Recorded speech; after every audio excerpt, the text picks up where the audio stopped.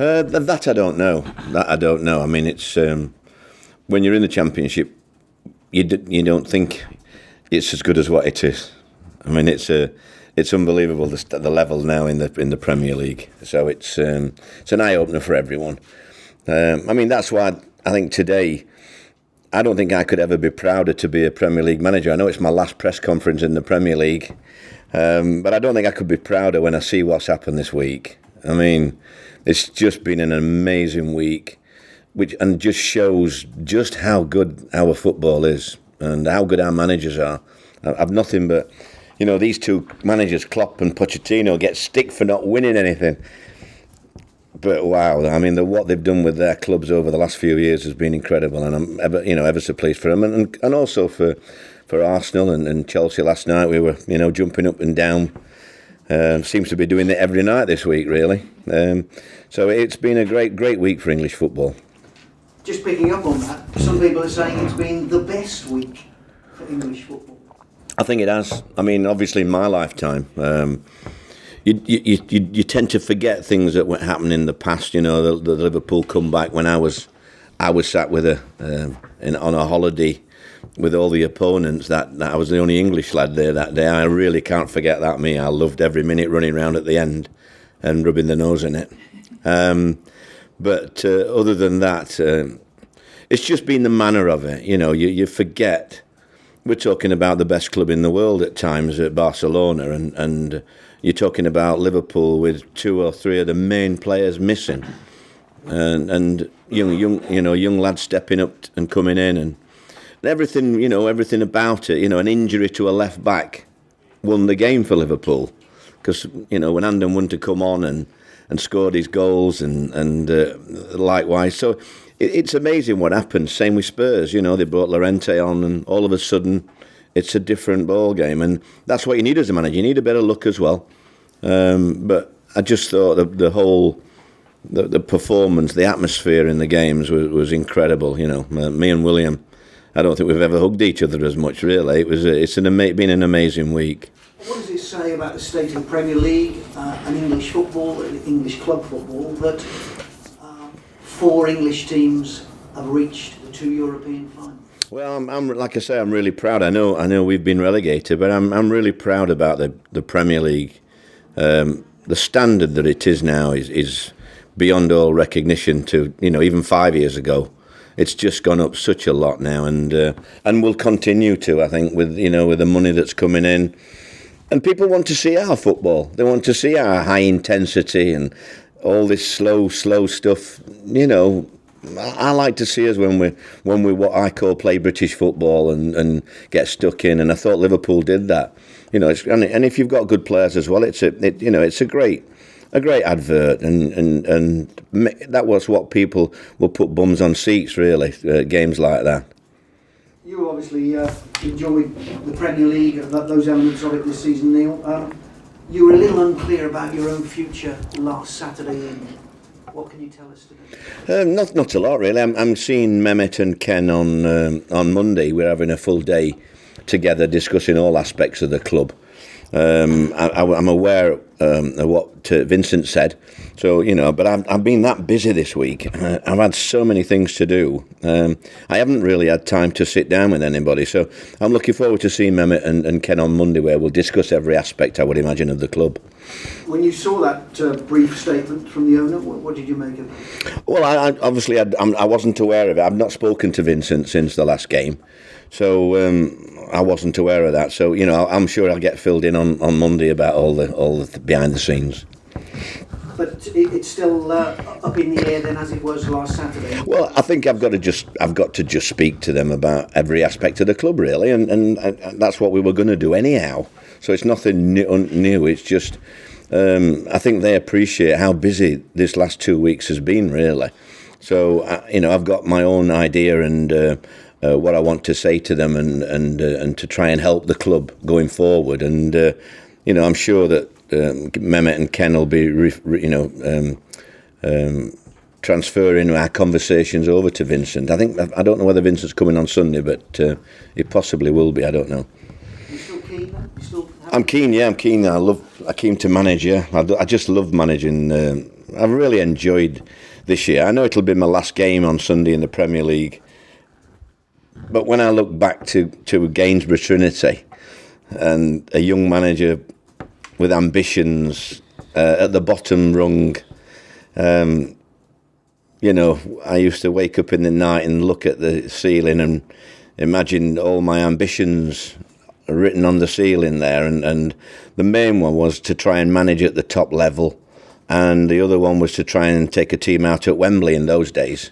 They were my dreams, and you know, to now be in my 40th year is I just find it incredible, really. And yes, I've got relegated, and I'm sure I'll get cast with that, but I think in the circumstances, I've had a fabulous career. I've really enjoyed it, and I think the best thing for me is I think I've made people that have the fans that have been managed clubs. I think I've made them happy and give them memories and things what you can't put a price on, really. Which is, I think that's what you're in management for, really, to try and bring the best out for your own group of fans. Do you think most of this squad can stay here next season? That I don't know. You know, I think you have to have budgets in place. You have to know, you know, although we're down, you know, we've lost some good players. We're going to have to replace them to have any chance. You've only got to look at Stoke City this year, and I'm not just saying it about Stoke, but Stoke really were my favourites of the three to go straight back up with the players that they had, and I think they're going to finish in the bottom half. You know, Swansea as well have had to cut backs, and it's been left to West Brom just to get in the playoffs, really. So it shows how difficult it is now with so many clubs in the Championship desperate to get there.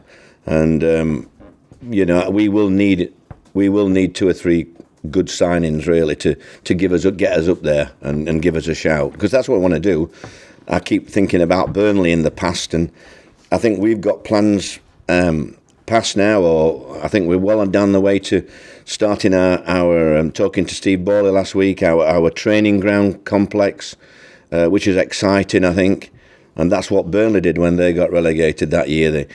They signed a few good players, they started doing the training ground, and they came back up and never looked back, really. And that's what Cardiff have got to do, because I think we've arrived as a football club this year.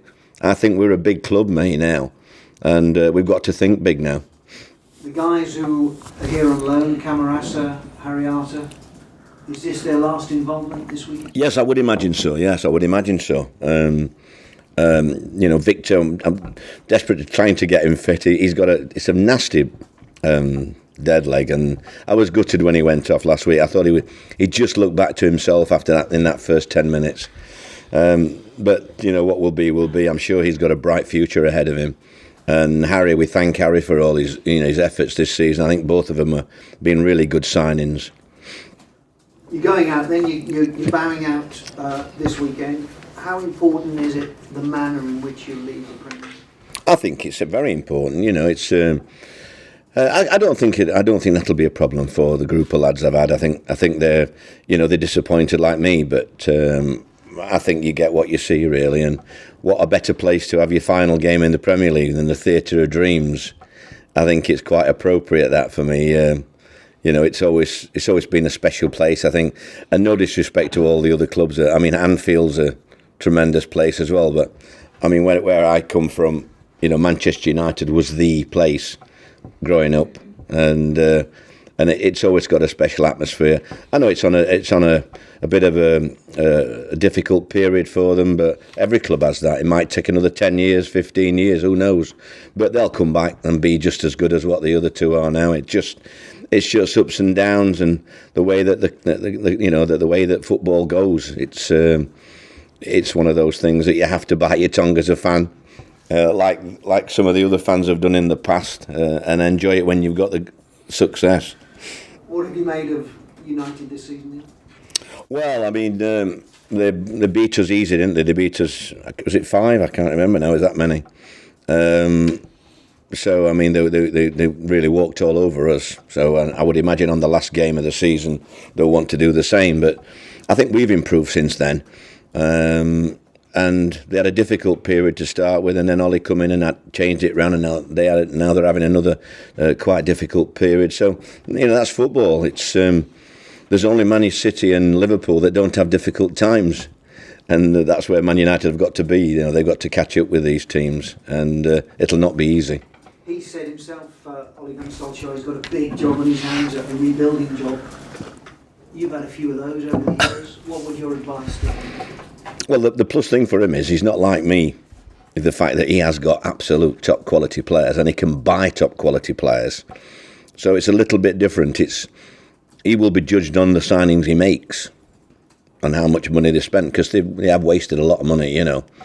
I was listening to David Moyes last week some stage, you know, and are they any better off than when David was there?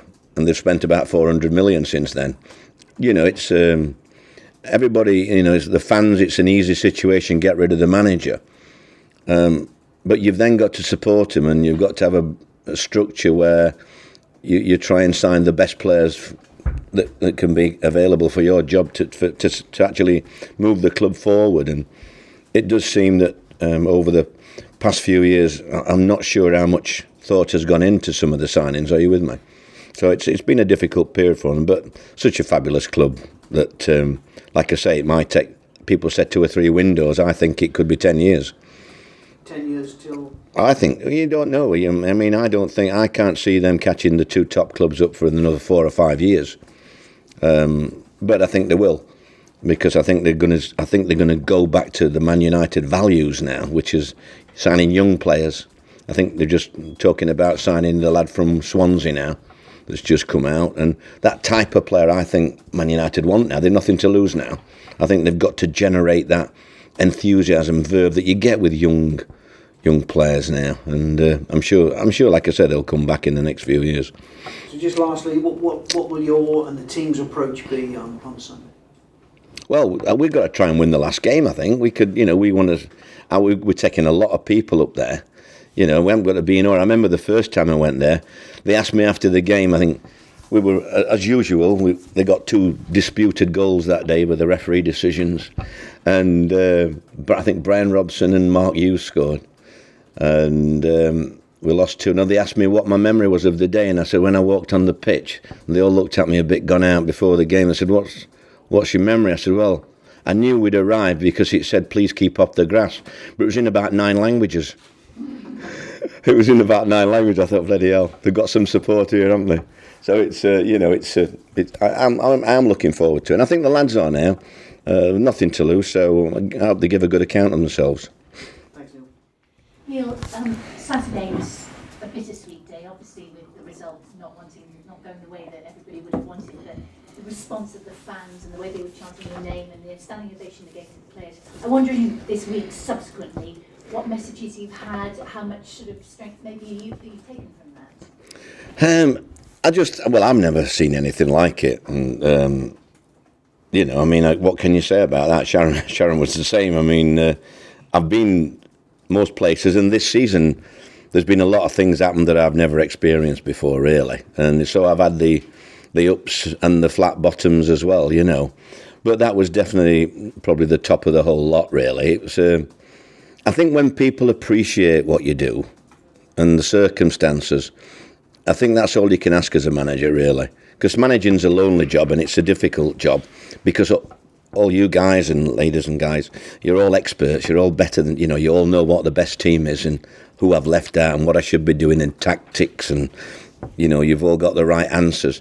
But I think when you see the whole ground react like that, you know, I mean, what better way could you finish off in the Premier League than having a support like that? It was very touching and emotional, really. It was, and like you say, even the Palace fans, when I went round there, applauded me, you know, because I had a good time at Palace, you know. I wish I'd never signed that bloody Zaha back.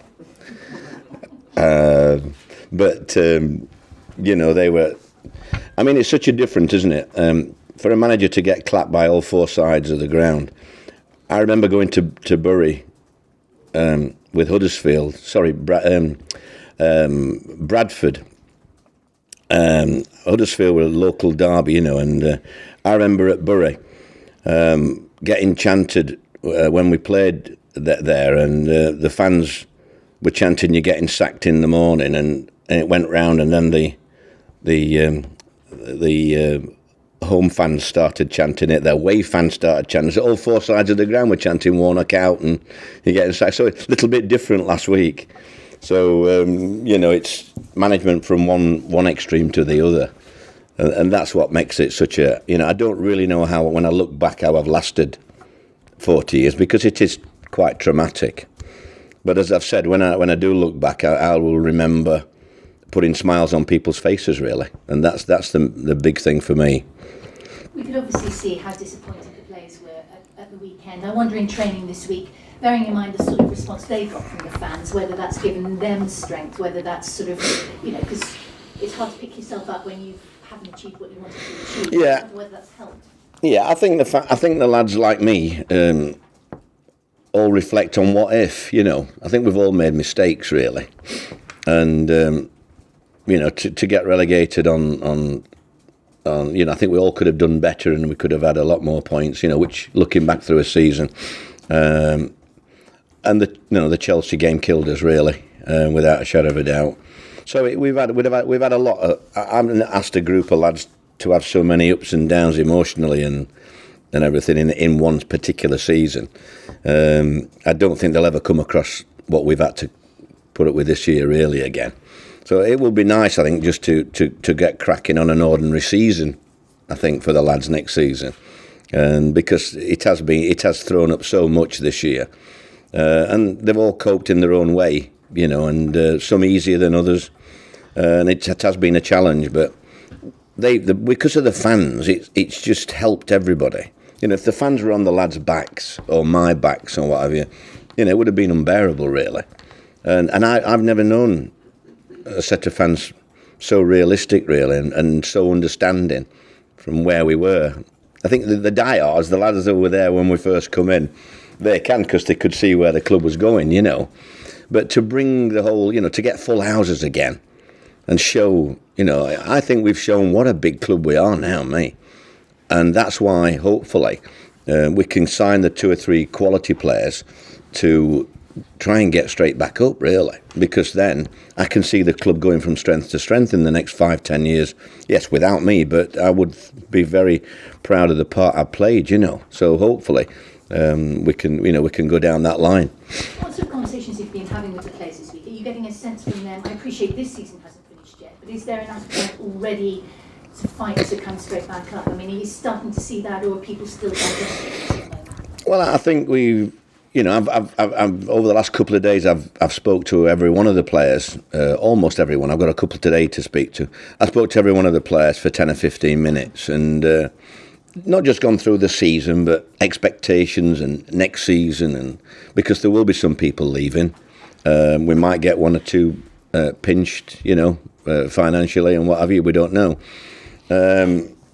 but football goes on. Really, I just think the lads know that the squad that we've got is a hell of a squad for the Championship, and almost survived in the Premier League. So I don't think we're in a much dissimilar position. I just think we've got a better squad than we had when we were the last in the Championship, and I think we're more probably the ups and downs of this season, I think, will have stood us in more stead, really, for the challenge ahead, because it's a hard physical league next year. But I think what we've been through this year will stand us in good stead, really. And I think the lads, from talking to them, all know what an opportunity we've got to put the club straight back up there. And there are a number of pundits who are already predicting that. I mean, do you welcome that, bearing in mind all the naysayers at the beginning of this season, or would you rather go a little bit under the radar for next season? Well, I think I'll just keep reminding people out about Stoke City and Swansea, and are you with me? And West Brom. It isn't going to be as easy as that, The plus thing for us is we've got a level-headed group of players who have been in the Championship, and it's not going to be a shock to them to play in the Championship. I think some of the lads that have been probably down the last few years, the Championship's not a walkover. It's not a walkabout, and we divine right to get promotion. You have to work your socks off as a team, as an individual, to get anywhere near. And I think our lads know that. So I think we've got half a start in that respect regarding some of the other clubs. What will be your overriding positive memory to come out of this season? Obviously it was a record promotion, number of promotions You've seen so much in the game. What do you think will be the lasting memory for you taking away from this Premier League season? It's sad for you to ask me that, really, because I probably wouldn't give you the right answer on that. With the disappointment, are you with me? I don't go further than the Chelsea game in that respect, and the linesman's name will always be imprinted in my upstairs. Are you with me? I won't mention it now, but I can tell you off the heart, what his name was and the referee. I didn't realise at the time that the last time I was in trouble with the FA was 5 years ago, and I was at Palace. And that was a game against, believe it or not, Chelsea. And believe it or not, the referee was Craig Pawson. So coincidences, aren't they? These things, it's amazing how they fly up. I wasn't aware of that at the time. But you have to get on with it. Finally, in terms of questioning for me, the title race. Obviously, there's an awful lot of excitement around that. If you're a football fan, you're going to be excited watching it. What's your gut instinct? Who's going to be?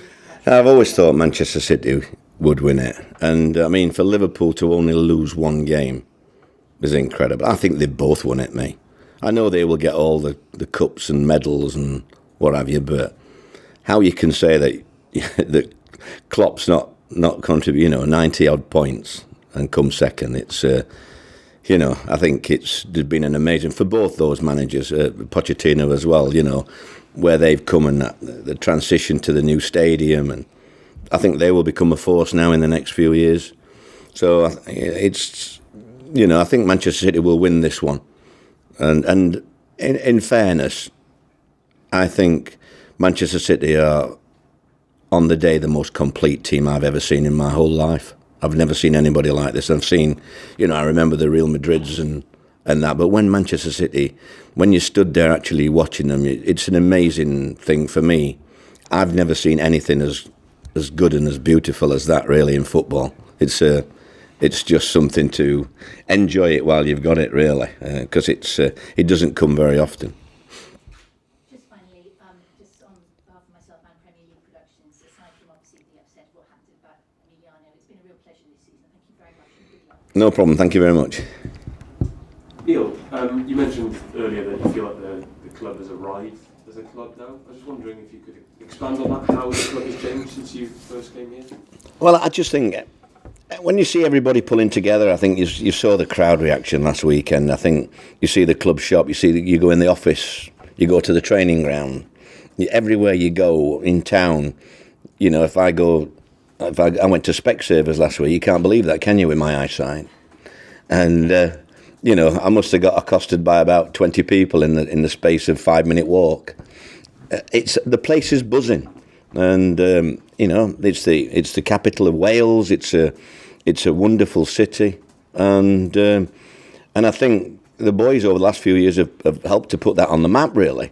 And I think the club of what I noticed driving in last weekend was how many young kids are with their grandparents now, and with their grandmothers coming, and any age, shape, form, you name it now, and to see the bluebird scarves. And that's what you've got to do. You've got to get them youngsters in, because that's the future of the club, and we've done that in abundance now. And it's not just a matter of they've been coming to watch a football match on a Saturday.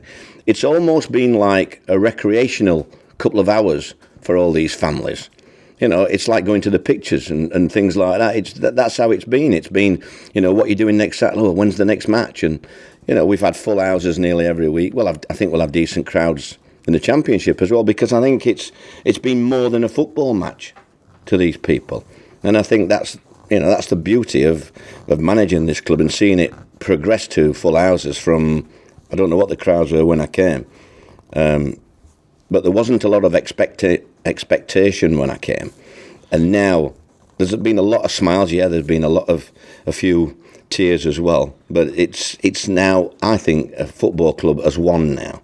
I don't think there's any fractions in it, and I think that's the most satisfying thing for me. It's definitely a club on the rise. When you look at some of the clubs now, it's got all the capacity. I believe that if we did what we did now, and we got 2 or 3 decent signings now, and we gave it a good go, and we could get back up in the next 12 months, I think the club could take off, and we could see 40, 50,000 here. I think it's more than the potential here now at Cardiff to hold their own at the top flight. You training ground as well. Did you mean, what would you do with the training ground? Would you expand it? Would you buy it? No, I think they've already agreed to a new training ground. Yeah, a new training ground, and I think the plans and everything are really, I think, exciting. Really, talking to Steve last week, so these kind of things are what's needed. That's what Burnley did when they got relegated. They invested in the training ground, and they came back up, and it's super to see that. At the moment we're all over the show with the academy here and 23s there and first team there, so it would be nice to get them close together. When you were talking about building the club earlier, you mentioned even without me, the club will move on. Are you planning for life after you've... Well, I think the club has to look to the future. I know that. I think all we've got to do is see if we can get the right players in now to give us a chance. Without the players, I think we'll be one of a number of teams. But I think if we could get 2 or 3 good players in, I think we could set off the season on a high and continue throughout. I don't think we vary our game more than about 10 or 15%. Are you with me? So I think it could be an exciting time. And then, like you say, it would be nice for me to sort of leave them in the top flight, and then who knows what I could do. I mean, I think the involvement is very good, but you just don't know what's around the corner.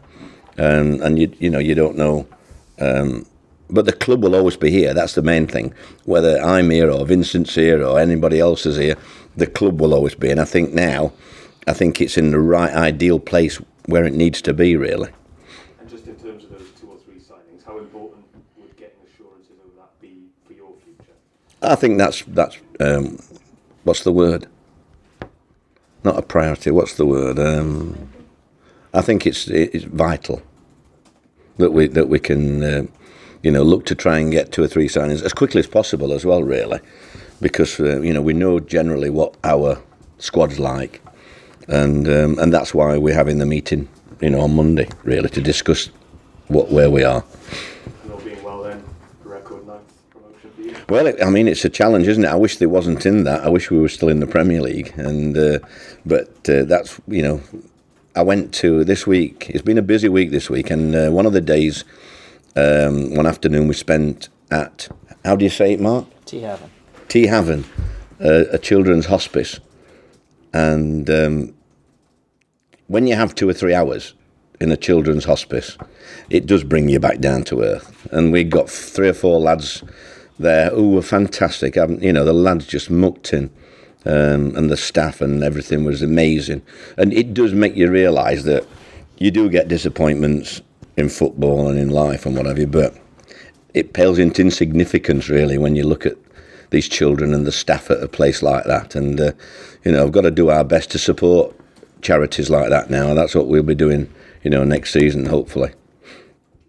Okay. Yeah, just quickly, any more team news ahead of Sunday?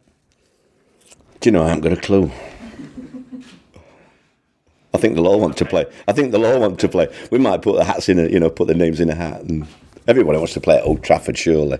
I honestly don't know. Victor's, he's been struggling all week. I can't see Victor making it, but you don't know. You just don't know with Victor. Other than that, no, I don't think so. There's nobody untoward. Harry, I don't think Harry has any chance. So we're back to the lads now that are going to be there next year, really. In terms of those 2 or 3 signings that you've mentioned, have you got any targets in mind? Yeah, very much so. Yeah, we spent 7 hours yesterday and I think 5 hours on Tuesday. We've had a right week this week trying to, because you get so many players offered you. So yeah, you have to try and get them down. We've got them down to a handful now in the positions that we're looking at. And there's already clubs looking at the same players, and are you with me? So we're in competition. So that's why we need to know, exactly what we can do and what we can't do quickly, so we don't miss out on these players. Clearly, there's a few discussions to be had. But are you confident that you can bring those in? Well, I hopefully on Monday, when I've had my conversation, and we can determine what we can do and what we can't do. But we do need 2 or 3 additions to give us a chance of going straight back up. I suppose there must be a few departures that you've got in your mind as well. Yeah, you just don't know with departures, do you? You know what I said. about Neil Etheridge the other day. You know, if somebody offers me 20 million, he'll be in my car. So you just don't know, do you? We'll have to play that by ear, really. I don't think that, you know, I'm not had any inquiries as such at the moment, but you know, I don't think that'll come till after the end of the season anyhow. But I hope we don't have to wait until pre-season to try and get one or two on board, because I think, you know, if we could get them early on with the squad we've already got, we can start right from the start with working on everything with all the lads rather than getting them in at the last minute. Neil, one criticism that's been levelled at Man United is that their work rate hasn't been good enough. Do you think that's fair? I think you should ask them, not me. I think I've got enough problems. Ollie's got different types of problems to me, and I'm sure he's already been here, hasn't he, Ollie? So he probably knows what problems I've got, and I wouldn't want to tell him anything about his team. I wish I'd got one or two of them. Yeah, obviously you look to work with players of that ability, but I guess with that comes ego. Are you happy to have your group instead of working? Well, I enjoy my management from my whole setting, from Gainsborough Trinity and even Toddick Sunday League before that, has always been to try and get the best out of a genuine bunch of lads, really. My squads have never been blessed with, you know, some of the ability that these top players have got, but we've always give it a go, really. I can't be prouder of most of my teams. The lads all get together still now, all those years later, and I'm sure this group will get together in years to come. And that's the nice thing about me, creating a great bunch of players, really. I wish I was tempted to write a book about this year, but I decided against it unless I get my memories back. But it's been a fabulous year. I've had a lot of pleasure this year managing this group, and a lot of heartache as well. But they are my kind of players, really. And so, I am labelled, but quite rightly so, because that's what I enjoy doing. I enjoy creating a group of lads like this that can probably punch above the weight at times. Okay. Thank you. Are we doing anything with